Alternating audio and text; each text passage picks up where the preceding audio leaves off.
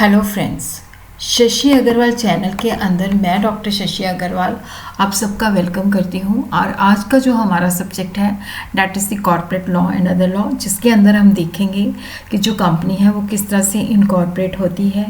और जो टॉपिक है incorporation of company and matter incidental thereto, जिसके अंदर ये फर्स्ट पार्ट है, जिसके अंदर हम अंडरस्टैंड करेंगे कि incorporation of company as per amendment by 23 Feb 2020 के तहत जो है कंपनी की रजिस्ट्रेशन कैसे होती है।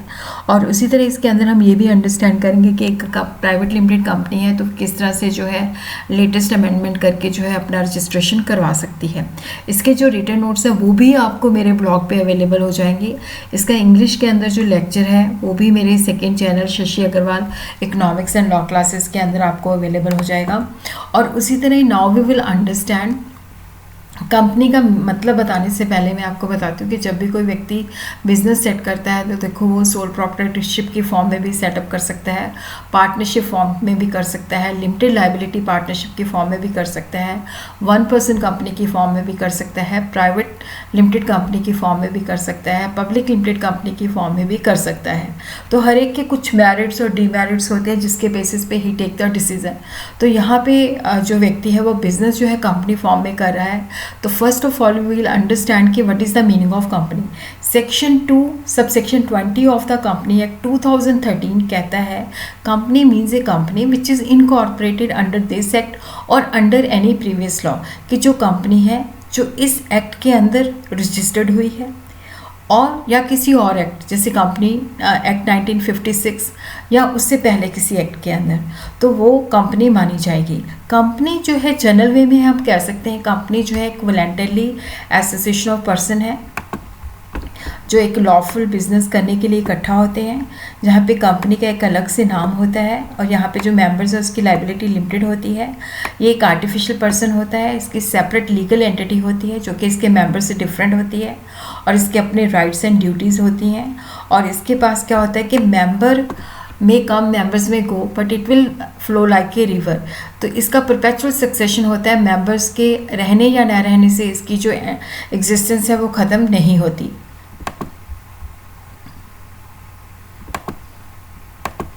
और उसी तरह हम देखते हैं कि कंपनी जो है that is a separate legal entity, वो अपने मेंबर से डिफरेंट है, एक आर्टिफिशियल पर्सन है जो कि लॉ के द्वारा क्रिएट की जाती है, लॉ के द्वारा ही उसको एंड कर सकते हैं।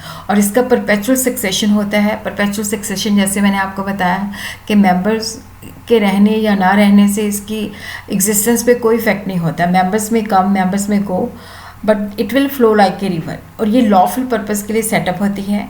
और यहाँ पे जो व्यक्ति जो है डिसीजन लेता है कि मैंने कंपनी फॉर्म में बिजनेस सेटअप करना है, he is called promoter.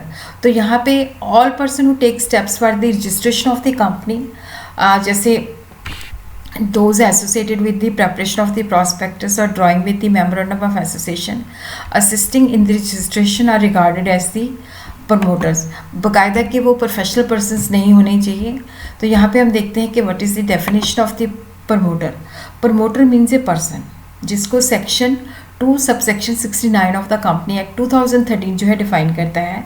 Promoter means a person who has been named as such in prospectus और is identified by the company in the annual return refer to in section 92, जिसको promoter के रूप में prospectus के अंदर name किया गया है या जिसको एनुअल रिटर्न के अंदर जो है प्रमोटर के नाम से आइडेंटिफाई किया जाता है। Who has control over the affair of the company, चाहे डायरेक्टली और चाहे इनडायरेक्टली, चाहे शेयर होल्डर, चाहे डायरेक्टर और अदरवाइज, और जिसकी एडवाइस के साथ या डायरेक्शन के साथ या इंस्ट्रक्शन के साथ जो है बोर्ड ऑफ द डायरेक्टर जो है काम करते हैं, उस व्यक्ति को हम प्रमोटर कहते हैं। और यहाँ पे देखो जो व्यक्ति सिर्फ एक प्रोफेशनल है उसको हम प्रमोटर नहीं कहते, जैसे एडवोकेट है, बैंकर है, अकाउंटेंट है, तो इनको हम प्रमोटर्स नहीं कह सकते। और यहाँ पे हम देखते हैं कि जो कंपनी है उसकी जो फॉर्मेशन है उसको सेक्शन 3 डील करता है। कंपनी जो है प्राइवेट लिमिटेड कंपनी हो सकती है, पब्लिक लिमिटेड कंपनी हो सकती है। प्राइवेट लिमिटेड कंपनी जो है जिसके अंदर 1% कंपनी भी आ जाती है और अब हम अंडरस्टैंड करेंगे प्राइवेट लिमिटेड कंपनी क्या होती है। According to section 2 subsection 68 of the company act define करता है private company means a company which is having a minimum paid share capital as may be prescribed by articles restrict the right to transfer its shares, कि यहाँ पे अपने share जो है किसी और को ट्रांसफ़र नहीं कर सकते। तो यहाँ पे 1% कंपनी को छोड़ के नंबर ऑफ मेंबर जो होता है वो 200 होता है, मिनिमम 2 होना चाहिए। Provided at further that person who are in the employment of the company, person who have been formally in the employment of the company were member of the company while in the employment have continued to be member after the employment ceased shall not be included in the number of members। तो जो 200 members हैं maximum members के हो सकते हैं, उसके अंदर ये कैटेगरी के लोग जो है नहीं आते। और उसी तरह ना ही ये इन्विटेशन दे सकती है पब्लिक को कि कोई सिक्योरिटी या डिपॉजिट के लिए। Now we will understand what is the meaning of public limited company. According to section 2 subsection 71 of the company act, public company means a company which is not a private company, जो एक private company नहीं है और जिसके अंदर जो है minimum paid up capital जो है प्रिस्क्राइब कर सकती है article, provided at the company which is a subsidiary of company, जो कि एक कंपनी जो दूसरी कंपनी की सब्सिडरी है तो उसको भी जो है पब्लिक बाकायदा कि वो प्राइवेट कंपनी की सब्सिडरी नहीं है। तो अगर वो पब्लिक लिमिटेड कंपनी की कोई भी कंपनी जो है सब्सिडरी है तो उसको पब्लिक लिमिटेड कंपनी ही माना जाएगा। और यहाँ पे even where such subsidiary company continue to be private company in its articles, कि अगर कोई पब्लिक लिमिटेड कंपनी की सब्सिडरी कंपनी है, अगर वो प्राइवेट लिमिटेड कंपनी है तो भी उसको क्या है कि यहाँ पे जो है उसको पब्लिक लिमिटेड कंपनी ही माना जाएगा।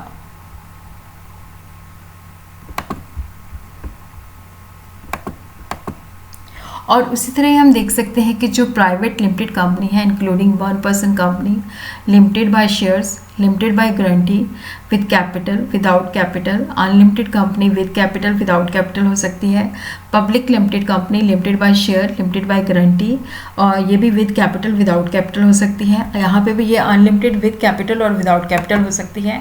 Now we will understand what is the meaning of company limited by guarantee. Section 2 subsection 21 of the company act जो है कंपनी लिमिटेड बाय गारंटी को डिफाइन करता है कि ये एक रजिस्टर्ड कंपनी होती है। ये पब्लिक कंपनी भी हो सकती है, प्राइवेट लिमिटेड कंपनी भी हो सकती है। यहाँ पे जो मेंबर्स की जो लायबिलिटी होती है कि अगर कंपनी कल को वाइंड अप करेगी तो इतना अमाउंट जो है वो इसके एसेट्स के अंदर कंट्रीब्यूट करेंगे, तो उसको हम कह देते हैं कि कंपनी जो है that is limited by the guarantee. और यहाँ पे वो अमाउंट जो है मेंशन होता है। और ये कंपनी जो है पब्लिक लिमिटेड कंपनी भी हो सकती है, प्राइवेट लिमिटेड कंपनी भी हो सकती है, और इसके बाद शेयर कैपिटल भी हो सकता है, विदाउट शेयर कैपिटल भी हो सकती है। और यहाँ पे अगर शेयर कैपिटल है तो जो लायबिलिटी है वो 2 फोल्ड होती है।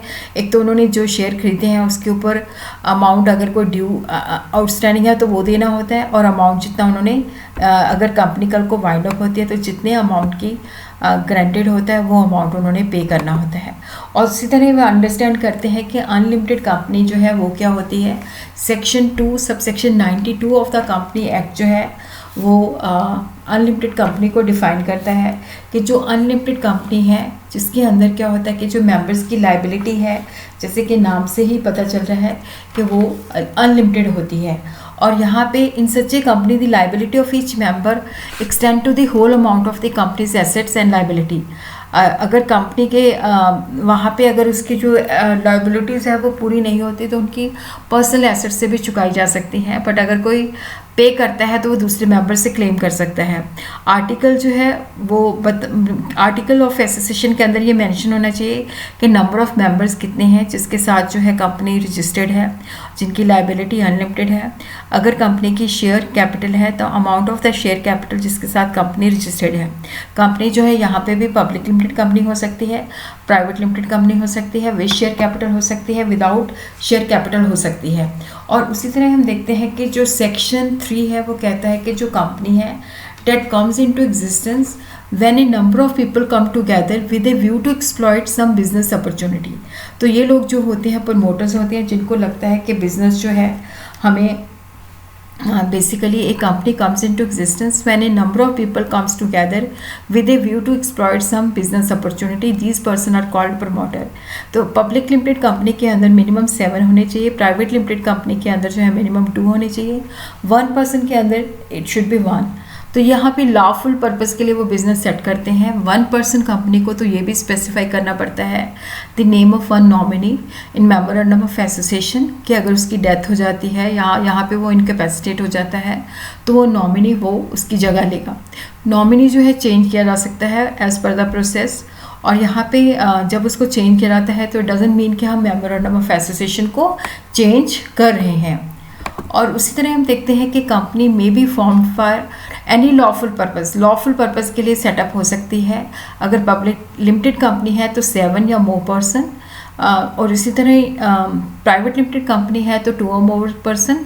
1 पर्सन के अंदर तो 1 पर्सन ही होना चाहिए, और उसको नॉमिनी जो है स्पेसिफाई करना पड़ता है। तो वो अपना नाम जो है मेमोरेंडम ऑफ एसोसिएशन के अंदर सब्सक्राइब करके और जो इस एक्ट की रिक्वायरमेंट को पूरा करके जो है उसको सब्सक्राइब कर सकते हैं। सेक्शन 3 कहती है कि कंपनी फॉर्म्ड अंडर सबसेक्शन 1 में भी either A company limited bye share, A company limited by guarantee और अनलिमिटेड कंपनी, जिनका मैं मीनिंग आपको बता चुकी हूँ। अब यहाँ पे हम देखते हैं maintain the minimum number of members. यहाँ पे प्राइवेट लिमिटेड कंपनी जो है उसका 2 है, पब्लिक लिमिटेड कंपनी का 7 है। अगर प्राइवेट कंपनी का 2 से नीचे चला जाता है और पब्लिक लिमिटेड कंपनी का 7 से नीचे चला जाता है, और अगर वो मोर देन 6 मंथ जो है बिज़नेस को कैरी ऑन करती है, और यहाँ पे मेंबर्स को इसका बात की नॉलेज है कि इन्होंने जितना रिक्वायर्ड नंबर है, जैसे प्राइवेट कंपनी है तो 2 से कम मेंबर्स के साथ इसने 6 मंथ से ज़्यादा जो है बिज़नेस को कैरी किया है, क्योंकि विद इन 6 मंथ क्या होता है कि जितने मेंबर्स, जैसे प्राइवेट लिमिटेड कंपनी है तो उसको 2 करना होता है, पब्लिक लिमिटेड कंपनी है तो इसको 7 करना होता है। तो अगर ये उसके 6 मंथ्स के बाद भी बिज़नेस करती रहती है तो वहाँ पे अगर कोई डेट जो है इनकर किया जाता है तो उसके लिए क्या होता है कि ये जो मेंबर्स होते हैं वो सेवरली लाइबल होते हैं for the payment of the whole debt of the company contracted during that time. After 6 month के बाद जो कोई भी वो बिज़नेस करते हैं तो जहाँ मतलब जो भी उसकी जो लाइबिलिटी होती है तो उसके लिए वो खुद जो है मेंबर जो होते हैं लाइबल होते हैं। और उसी तरह हम देखते हैं कि सेक्शन 7 जो है वो डील करता है इनकॉर्पोरेशन। स्टेप्स फॉर इनकॉर्पोरेशन के अंदर क्या है कि देखो ई एप्लीकेशन फाइल करके हम जो नेम है वो रिजर्व कर सकते हैं, और यहाँ पे memorandum of association and article of association को हमें डिज़ाइन करना पड़ता है, तैयार करना पड़ता है, और इसको रजिस्टर ऑफ कंपनी को सबमिशन कराना पड़ता है। और यहाँ पे ये डॉक्यूमेंट्स है इसकी ई फाइलिंग करनी पड़ती है, ई स्टैंपिंग करनी पड़ती है, और जो पर्सन नॉमिनेट किए जाते हैं डायरेक्टर उनकी कंसेंट लेनी पड़ती है, वो भी इलेक्ट्रॉनिकली सबमिट करवानी पड़ती है, और फीस जो है पे करनी पड़ती है, और यहाँ पे जो रजिस्टर्ड ऑफिस है उसकी डिक्लेरेशन जो है फाइल करनी पड़ती है। और उसी तरह नाउ वी विल अंडरस्टैंड कि जो अब ऑनलाइन जो प्रोसीजर क्या है फ्रॉम 1 Feb 2017 यहाँ पे जो प्रोसीजर था उसको काफ़ी इजी कर दिया गया था, जिसके अंदर क्या था कि स्पाइस फॉर्म के द्वारा जो है इनकॉर्पोरेशन की जाती थी। स्पाइस फॉर्म जो है जिसको हम कह सकते हैं simplified proforma of are incorporating company electronically, कि अगर अब हम यहाँ पे कंपनी को इलेक्ट्रॉनिकली इनकॉर्पोरेट कर सकते हैं, और ये प्रोसीजर काफ़ी सिंपल है। 26 जनवरी 2018 से मिनिस्ट्री ऑफ कॉर्पोरेट अफेयर ने ई फॉर्म स्पाइस को भी अमेंड कर दिया। अब जो है यहाँ पे नेम रिजर्वेशन के लिए अप्लाई किया जा सकता है, और यहाँ पे कोई ज़रूरत नहीं है कि हम पहले डिन जो है ऑब्टेन करें। और उसी तरह ही हम देखते हैं, पहले हम अंडरस्टैंड करते हैं स्पाइस ई की होता है, क्या होता है, ई फॉर्म होता है deals with the single application for the reservation of the name company और application for the allotment of DIN. और यहाँ पे ये जो है इसको हम फाइल कर सकते हैं without getting the director identification number. और यहाँ पे जब ये हम ऑनलाइन फॉर्म फिल करते हैं इसको, तो यहाँ पे मैक्सिमम 3 डायरेक्टर जो होते हैं, यहाँ पे जब हम एप्लीकेशन फाइल करते हैं तो इसी के अंदर जो है वो डिन के लिए अप्लाई कर सकते हैं। जब ई फॉर्म जो है प्रोसेस हो जाता है, कंप्लीट हो जाता है, तो कंपनी जो है रजिस्टर्ड हो जाती है, तो यहाँ पे उसको कॉर्पोरेट आइडेंटिफिकेशन नंबर जो है एलोकेट कर दिया जाता है, और पैन और टैन जो है वो भी जो है सर्टिफिकेट ऑफ इनकॉर्पोरेशन पे दे दिए जाते हैं। और उसी तरह क्या होता है कि जो प्रपोज डायरेक्टर्स होते हैं उनको भी डायरेक्टर आइडेंटिफिकेशन नंबर जो है दे दिया जाता है। बट नाउ जो कंपनी की अमेंडमेंट हुई है 2020 के अंदर, तो मिनिस्ट्री ऑफ कॉर्पोरेट अफेयर ने कहा वन रूफ कि जो कंपनी को हमने, जो लिमिटेड कंपनीज हैं उनको जब हमने इनकॉर्पोरेट करना है तो बड़ी आसानी के साथ सिंप्लीफाई कर दिया है। तो ये सारी कंपनीज को जो है एप्लीकेबल है 23 फेब से 2020 से। ये सारी कंपनीज जो भी चाहे पब्लिक लिमिटेड कंपनी है, चाहे प्राइवेट लिमिटेड कंपनी है, चाहे 1 पर्सन कंपनी है, तो ये एक इंटीग्रेटेड वेब बेस्ड फॉर्म होता है जिसके अंदर 2 पार्ट्स होते हैं, ए एंड बी होता है। तो first of all we will understand what is the difference between the SPICe and SPICe plus. SPICe जो था वो ई फॉर्म था, ये इंटीग्रेटेड वेब फॉर्म है जिसके अंदर 10 सर्विसेज जो है central government ministry, 3 central government ministry and department, ministry of corporate affair, ministry of labour, department of revenue in the ministry of finance and 1 state government Maharashtra जो है provide करती हैं। और यहाँ पे बेसिकली क्या होता है कि जब हम स्पाइस प्लस को फिल करते हैं तो यहाँ पे सेविंग होती है, हमारे टाइम की, प्रोसीजर एंड कॉस्ट भी काफ़ी सेव होता है।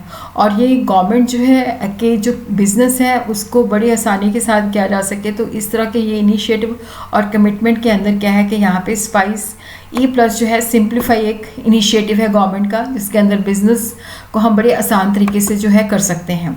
और यहाँ पे हम देखते हैं कि what are the features of the new form spice E जो प्लस है, इसने जो करंट रनिंग फॉर्म स्पाइसी था उसको चेंज कर दिया है। Simplified form for company registration and run, name approval form for incorporating of the new company. तो यहाँ पे हमें जो है इसके 2 फॉर्म होते हैं, 2 पार्ट होते हैं स्पाइस ई के, ए एंड बी।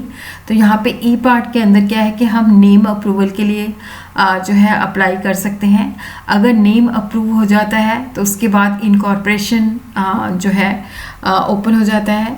तो इन्फॉर्मेशन जो हमने एंटर की होती है उसको सेव कर सकते हैं और सबमिशन से पहले हम मॉडिफाई कर सकते हैं। और उसी तरह क्या होता है कि देखो यहाँ पे ऑटोमेटिक चेकिंग एंड स्क्रूटनी होती है, एक्सेप्ट जो डिजिटल सिग्नेचर सर्टिफिकेट वैलिडेशन होती है वो वेब पे खुद होती है। और उसी तरह क्या है कि जब हम स्पाइस ई प्लस को कम्प्लीटली फिल कर देते हैं रेलेवेंट डिटेल्स के साथ, जो अटैचमेंट है वो हम लगा देते हैं, तो ये PDF फॉर्मेट के अंदर जो है कन्वर्ट हो जाता है। और यहाँ पे हमें डायरेक्टर्स का एंड प्रोफेशनल का डिजिटल सिग्नेचर सर्टिफिकेट जो है फिक्स करना पड़ता है। और उसी तरह क्या है कि जो DSC वैलिडेशन है या अदर वैलिडेशन है, वो जब हम इस फॉर्म को लिंक फॉर्म के साथ जो है अटैच करते हैं, सबमिट करते हैं, अपलोड करते हैं, तो उस वक्त जो है वहाँ पे उसकी वैलिडेशन होती है। और उसी तरह हम देखते हैं कि स्पाइसी जो है इंटीग्रेटेड वेब बेस है, इसके 2 पार्ट्स हैं, ए एंड बी। तो यहाँ पे हम पहले नेम जो है रिजर्व करते हैं। ये नेम जो है जो 2014 के अंदर जो रूल्स हैं इनकॉर्पोरेशन के अंदर, जो रूल 8 के मुताबिक जो है कि इसका जो नाम है वो किसी के साथ मिलता जुलता नहीं होना चाहिए। जो प्रोहिबिटेड नेम्स हैं या डिज़ायरेबल नेम्स, अनडिज़ायरेबल नेम्स हैं, उसके साथ नहीं होना चाहिए। तो यहाँ पे जो पार्ट बी है जिसके अंदर हमें काफ़ी सारी रजिस्ट्रेशन ये ऑटोमेटिक देता है, incorporation of company, director identification number, mandatory issue of PAN, mandatory issue of TAN, mandatory of issue of EPFO registration, mandatory of ESI registration और mandatory issue of professional tax registration that is applicable in Maharashtra, mandatory opening of the bank account, allotment of GST and GST registration अगर हमने apply किया है। तो इसका जो spicy plus आ गया है, तो इससे क्या है कि जो डायरेक्टर को जो है अब अलग से अप्लाई करने की ज़रूरत नहीं है। मैक्सिमम 3 डायरेक्टर जो है यहाँ पे मिल सकता है। और उसी तरह क्या है कि हमें रजिस्ट्रेशन से पहले डिन के लिए अप्लाई करने की ज़रूरत नहीं है, क्योंकि फॉर्म के अंदर ही ये सर्विस है और यहाँ पे अपने आप ही पैन और टैन जो है दे देता है। और उसी तरह रजिस्ट्रेशन ऑफ EPFO और ESI जो है और प्रोफेशनल टैक्स महाराष्ट्र के अंदर जो है मैंडेटरी है न्यू कंपनीज़ के लिए। और उसी तरह क्या है कि देखो यहाँ पे हमने बैंक के पास भी जाने की ज़रूरत नहीं है। इसी फॉर्म के द्वारा क्या है कि हम बैंक अकाउंट भी जो है, जिसके द्वारा हमें एक agile pro link web form जो है उसके द्वारा हम बैंक अकाउंट भी जो है ऑटोमेटिकली जो है यहाँ पे ओपन करवा सकते हैं हम। तो यहाँ पे देखो स्पाइसी प्लस के अंदर जो प्रोसीजर है कि यहाँ पे हमने MCA पोर्टल को खोलना है, वहाँ पे हमारी लॉगिन ID होनी चाहिए, अगर नहीं है तो बनाना चाहिए अकाउंट। उसके बाद जो है हम MCA सर्विस पे जाएंगे, उसके बाद जो है MCA पोर्टल के अंदर हम एंटर कर जाएंगे। तो कंपनी सर्विसेज के अंदर हमने MCA सर्विसेज को क्लिक करना है, फिर उसके बाद हमने स्पाइस प्लस को क्लिक करना है। अगर न्यू एप्लीकेशन है तो न्यू एप्लीकेशन, अगर फ्रेश एप्लीकेशन है, और अगर हमारी एग्जिस्टिंग एप्लीकेशन है तो वहाँ पे हम अपनी एप्लीकेशन नंबर और जो भी हमारा प्रपोज्ड अप्रूव्ड नेम है उसको देख सकते हैं। और न्यू एप्लीकेशन पे जब हम क्लिक करते हैं तो ए पार्ट जो है इनेबल हो जाता है, जिसके अंदर क्या है कि टाइप क्या है, क्लास क्या है, कैटेगरी क्या है, सब category, main division of industrial activity of the company along with the description of the main division, particular of the proposed और अप्रूव्ड नेम। तो यहाँ पे हम नेम अवेलेबिलिटी चेक करते हैं, जो रूल्स होते हैं वो देखते हैं। तो यहाँ पे अगर हमने 2 नेम्स के लिए अप्लाई करना है तो सेपरेटली करना पड़ेगा, उसके लिए हमें 1000 की फ़ीस जो है पे करनी पड़ती है। और उसी तरह हम ऑटो चेक बटन पे क्लिक करते हैं, तो जिससे हमारा फर्स्ट लेवल जो है ऑटोमेटिकली वो जो प्रपोज नेम होता है उसकी स्क्रूटनी करता है कि वो जो अनडिज़ायरेबल नेम तो नहीं है, जो प्रिफर्ड नेम है उसके साथ मैच तो नहीं करता। और पार्ट ए जैसे सक्सेसफुली कंप्लीट हो जाता है तो यहाँ पे यूज़र जो है नेम रिजर्वेशन के लिए जो है सबमिट कर सकता है, या इनकॉर्पोरेशन या कैंसिल ऑप्शन के लिए प्रोसीड कर सकता है। अगर उसने इनकॉर्पोरेशन के लिए प्रोसीड किया है तो बी पार्ट जो है एनेबल हो जाता है, जिसके अंदर क्या होता है कि बहुत सारे सेक्शंस होते हैं जिसके अंदर सेव और कंटिन्यू बटन्स लगे होते हैं। हर एक सेक्शन के अंदर क्या है कि सेपरेट चेक होता है वैलिडेशन करने के लिए। और उसी तरह हम देखते हैं स्पाइसी प्लस जो प्रोसीजर है, यहाँ पे हम बेसिक डिटेल्स जो है related to the proposed company डालते हैं, कंपनी का रजिस्टर्ड और कॉरस्पॉन्डेंस एड्रेस कहाँ पे है, details of subscribers, directors, capital structure of the company, information for the application of pan and tan. अब तो यहाँ पे हम जो है जो मैंडेटरी होती है या ऑप्शनल अटैचमेंट्स होती हैं उसको वेब फॉर्म के अंदर जो है अपलोड कर देते हैं, और चेक बॉक्सेस पे हम क्लिक करते हैं ताकि देखते हैं कि जो भी डिक्लेरेशन है वो हमने एज़ पर स्क्रूटनी जो है कंप्लीट कर दी हैं, वैलिड हैं। और उसी तरह हम देखते हैं कि जब हमारी प्री स्क्रूटनी सक्सेसफुल हो जाती है तो हम सबमिट कर देते हैं। और सक्सेसफुल सबमिशन से क्या होता है कि यूज़र को कंफर्मेशन मैसेज आ जाता है। अब यहाँ पे वो PDF फॉर्म के अंदर जो है इसको कन्वर्ट कर सकता है, जिसके अंदर डिजिटल सिग्नेचर सर्टिफिकेट वो अफिक्स करता है, और भी जो लिंक्ड फॉर्म होते हैं तो उनको उसके साथ अटैच करता है, जिसको वो सबमिट करवाएगा। और उसी तरह हम देखते हैं अजाइल प्रो, ये वेब फॉर्म होता है जिसके अंदर GSTN, ESIC, EPFO, bank account के लिए, और अगर प्रोफेशनल टैक्स की रजिस्ट्रेशन महाराष्ट्र के अंदर ये एप्लीकेबल है तो यहाँ पे स्पाइसी के साथ जो है मेमोरेंडम ऑफ एसोसिएशन 33 और स्पाइसी आर्टिकल ऑफ एसोसिएशन 34। तो उसी तरह हम इलेक्ट्रॉनिकली जो मेमोरेंडम ऑफ एसोसिएशन जो कि चार्टर होता है उसको हम लिंक करके फाइल कर सकते हैं 33 के अंदर। आर्टिकल ऑफ एसोसिएशन जो कि रूल्स एंड रेगुलेशंस होते हैं वो 34 के अंदर हम इसके साथ लिंक कर सकते हैं। और उसी तरह हम देखते हैं कि URC1 वेब फॉर्म जो होता है, जो एग्जिस्टिंग कंपनीज की डिटेल्स होती है, तो यहाँ पे वो सिर्फ फर्स्ट पार्ट के अंदर जो है एप्लीकेबल होता है। और INC9 जो PDF जनरेशन है, तो यहाँ पे बेसिकली जो इन्फॉर्मेशन हमने फिल की थी वो हम डाउनलोड कर सकते हैं, और उसके ऊपर जो है अपना डिजिटल सिग्नेचर सर्टिफिकेट फिक्स कर सकते हैं। वो PDF फॉर्म के अंदर कन्वर्ट करने के बाद होगा। और यहाँ पे जो भी लिंक्ड फॉर्म होते हैं उसको हम अपलोड कर सकते हैं, और जब सक्सेसफुल लोडिंग हो जाती है तो वहाँ पे सर्विस रिक्वेस्ट नंबर जो है जनरेट हो जाता है, जिसके बेसिस पे हम रिक्विजिट फ़ी जो है डिपॉजिट करते हैं। तो यहाँ पे हमारा जो है स्टेटस डिस्प्ले किया जाता है कि प्रोसेस हो गया है। तो सारी जो कंपनीज होती हैं इस तरह के प्रोसीजर से हम जो है उसको रजिस्टर कर सकते हैं। और उसी तरह हम देख सकते हैं change modification to the SpiceB+, जब हम PDF फॉर्म के अंदर कन्वर्ट कर लेते हैं, डिजिटल सिग्नेचर सर्टिफिकेट को फिक्स करते हैं, तो यहाँ पे भी हम एडिटिंग कर सकते हैं। जब तक जो हमने सेव किया हुआ है 5 टाइम्स तक कर सकते हैं। अगर उसके बाद अगर हमने मॉडिफिकेशन करना है तो दोबारा से हमें सारा प्रोसीजर जो है दोबारा से करना पड़ेगा। और उसी तरह declaration bye all subscriber and first director in INC9 shall be auto generated in PDF format. और यहाँ पे इलेक्ट्रॉनिक फॉर्म के अंदर जो है हमें सबमिट करवानी पड़ती है सिर्फ कुछ सिचुएशन के अंदर, जहाँ पे टोटल नंबर ऑफ़ सब्सक्राइबर्स या डायरेक्टर जो है मोर देन 20 है, और सब्सक्राइबर और डायरेक्टर के पास क्या है कि ना तो डायरेक्टर आइडेंटिफिकेशन नंबर है और ना ही पैन नंबर है।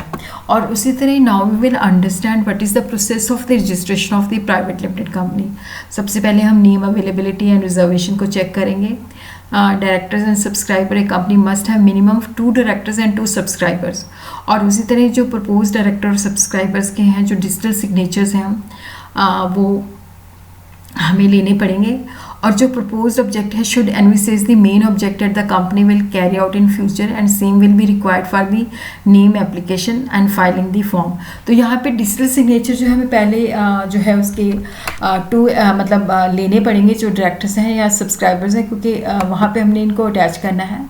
और उसी तरह हम देखते हैं कि declaration from first subscribers and directors, consent from directors in the form DIR 30 is required to be taken, declaration for not accepting deposit is required to be taken, identity proof such as the voter ID card, driving license, residential proof, bank statement, utility bill, electricity bill which should not be older than 2 months, pan card जो है वो mandatory जो है required है। और उसी तरह हम देखते हैं कि यहाँ पे हम मेमोरेंडम ऑफ एसोसिएशन और आर्टिकल ऑफ एसोसिएशन जो है फाइल कर देते हैं।